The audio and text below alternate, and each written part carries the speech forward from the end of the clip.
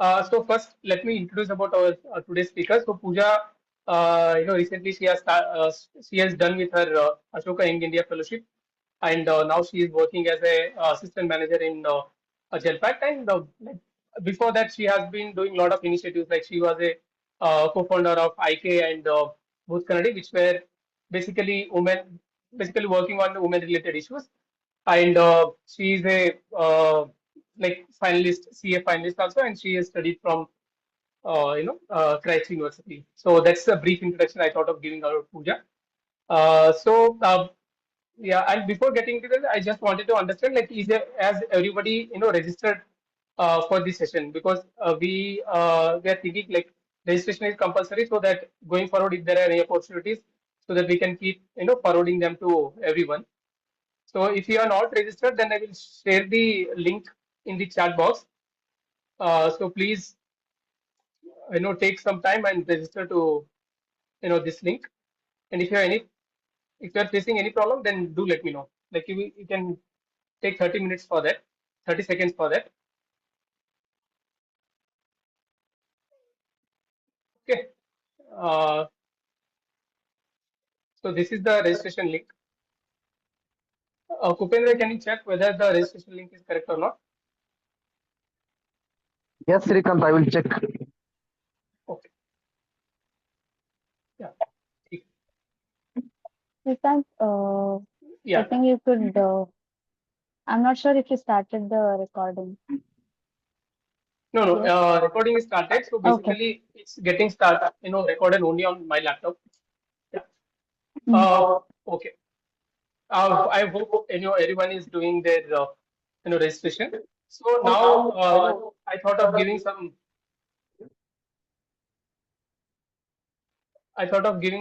brief introduction of the Career Development Foundation, which has started. The main reason for starting this organization is I thought people like me, like who are coming from the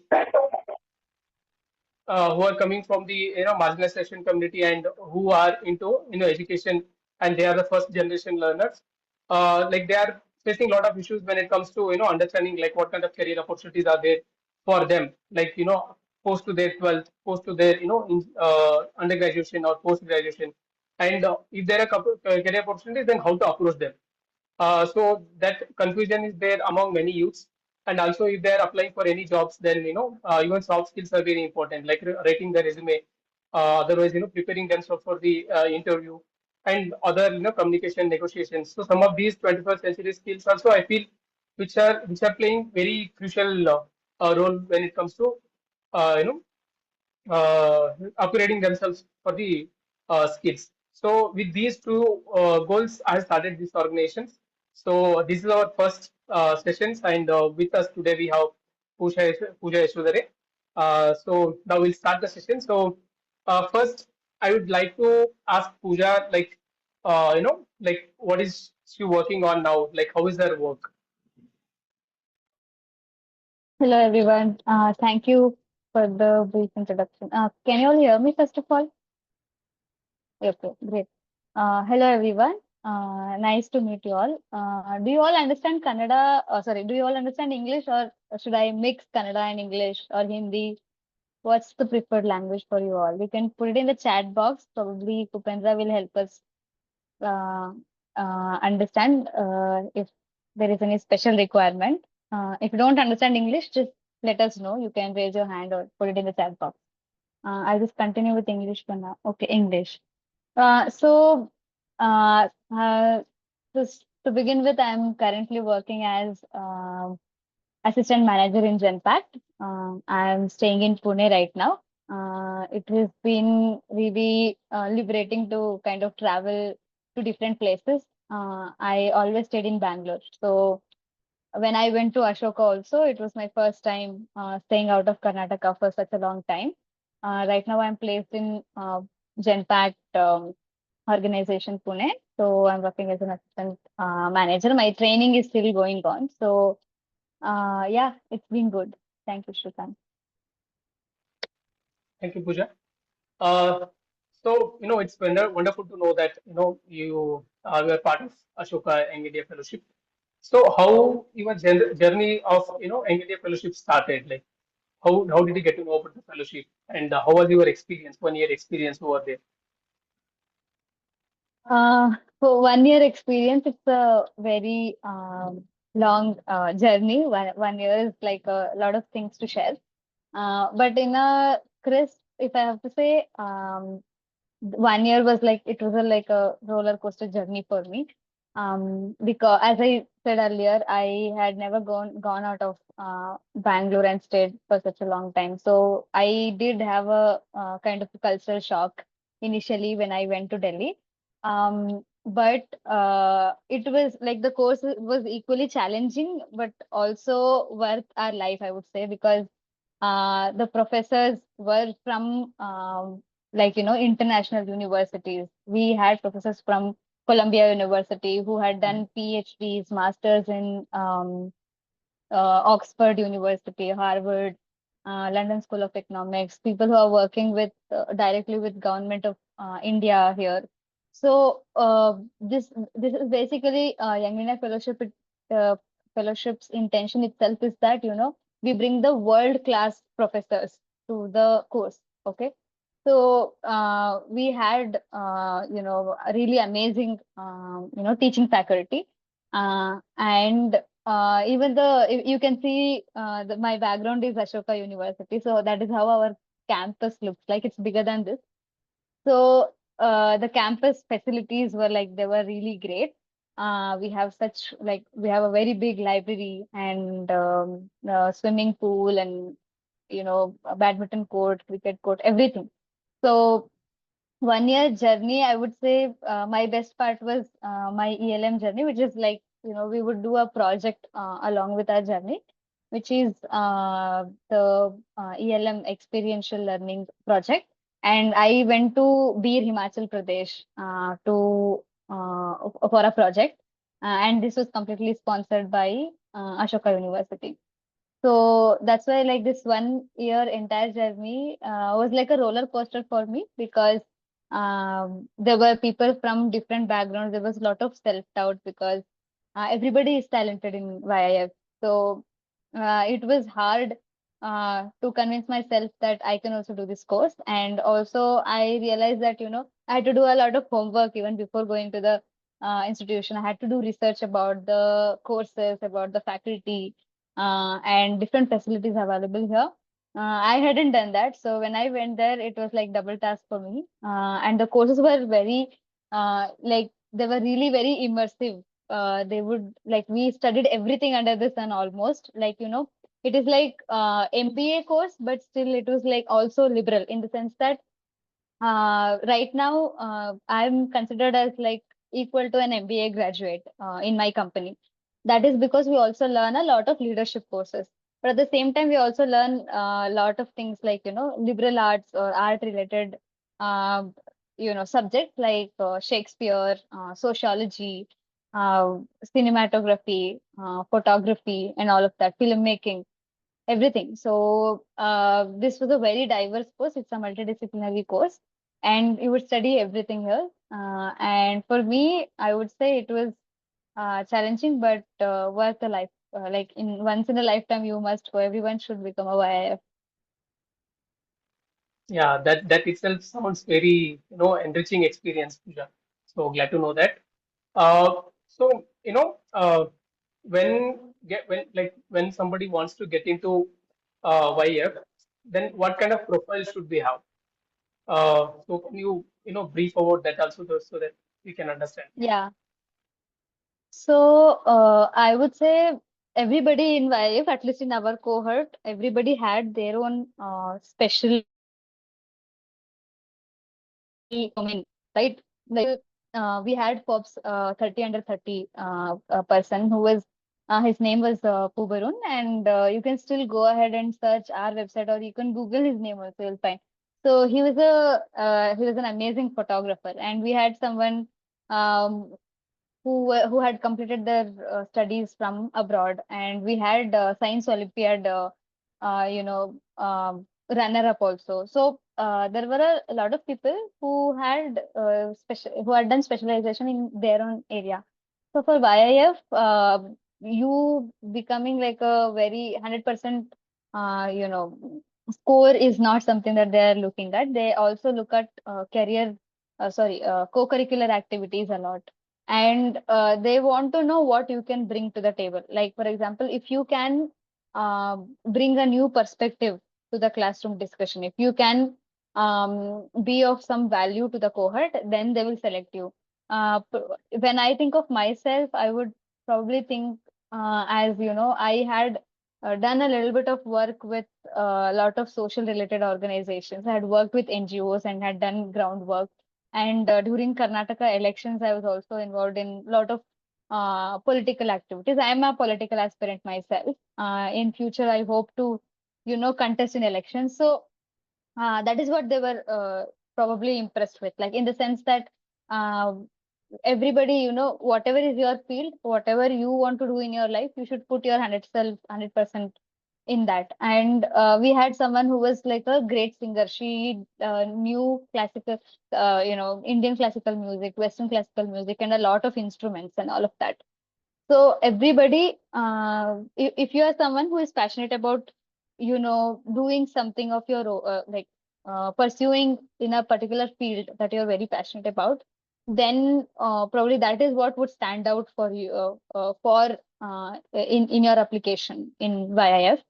Yeah, everybody can apply, and I would say don't underestimate yourself. Even like things like I had in my application, I had shared things like my probably in my high school, I was like I had got state level runner-up prize for debate competition, and I had volunteered in multiple organizations. So all those details will you have the application has a scope to mention your entire personality and all your talent.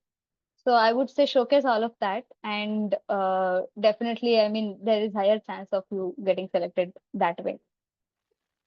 Okay, okay, fine. And like whenever somebody wants to apply for YF, what kind of eligibility criteria do they look at? So you should have completed undergraduation.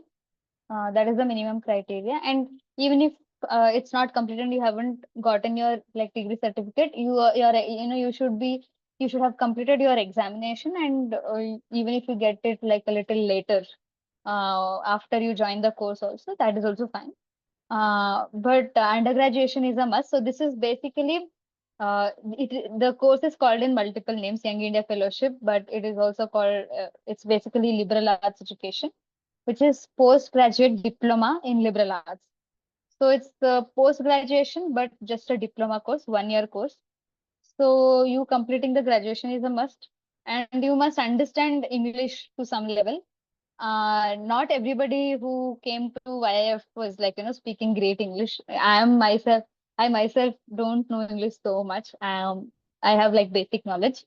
But there were people from all across India who were not well versed in English. They were able to understand, and a lot of them spoke in Hindi.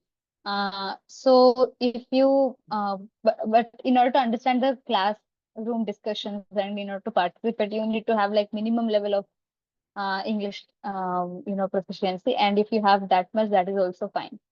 Yeah. Okay, okay. Then like I can understand like the kind of moreover like it's called as liberal. So when it comes to eligibility criteria, so they have kept it very liberal.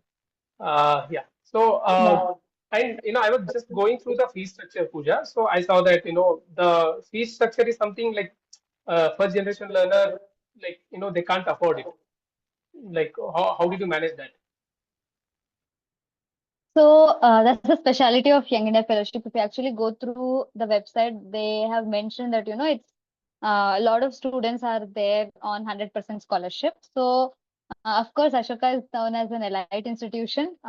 It does it does cost a lot of money for people, but I went based on scholarship, and you'll be amazed to know that I got two scholarships actually. This time they had introduced something called Chancellor's Merit Scholarship.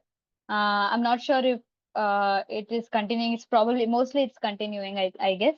But there is need-based scholarship, however.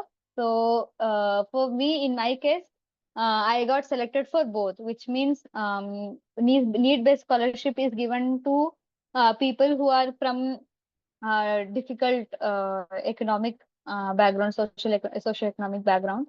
And I had applied for that. And there are certain documentation that you need to kind of uh, uh, fulfill.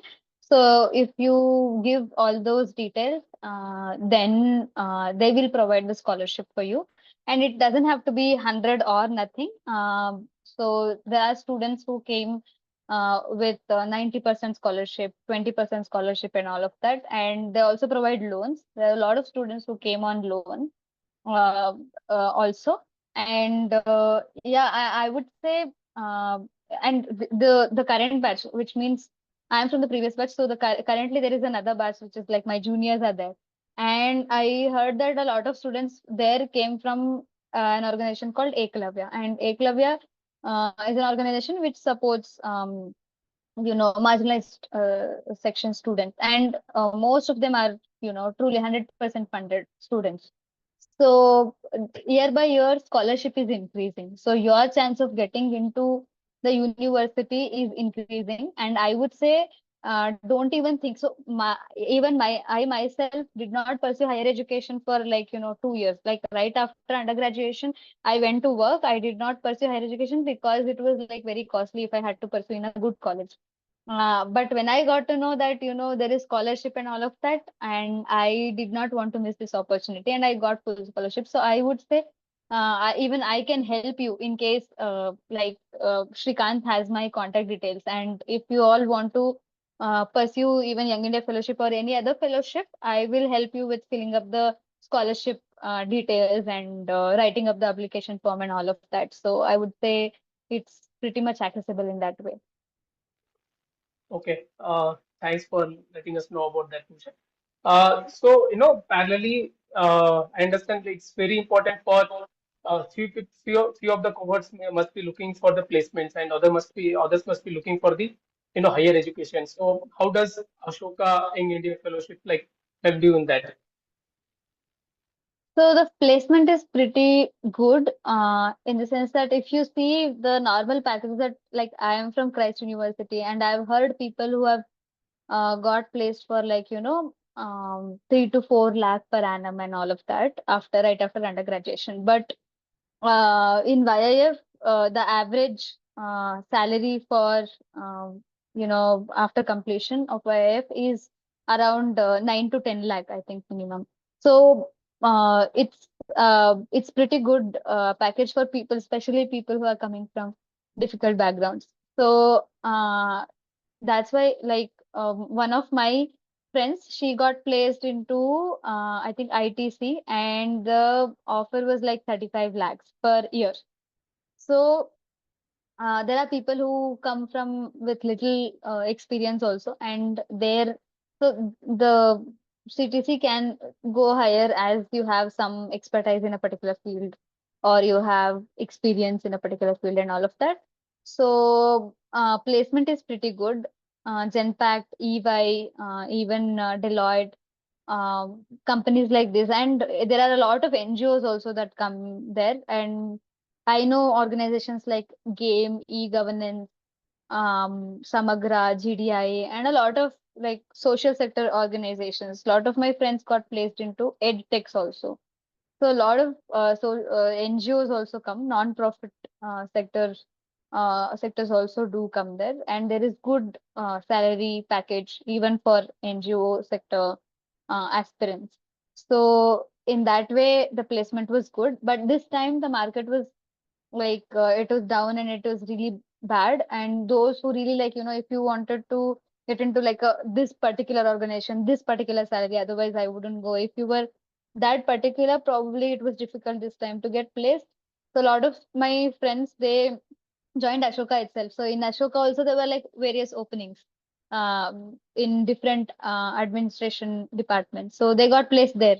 And there is also this opportunity of doing TA ship in Ashoka, which is basically, like, for those who don't understand, I'm just explaining.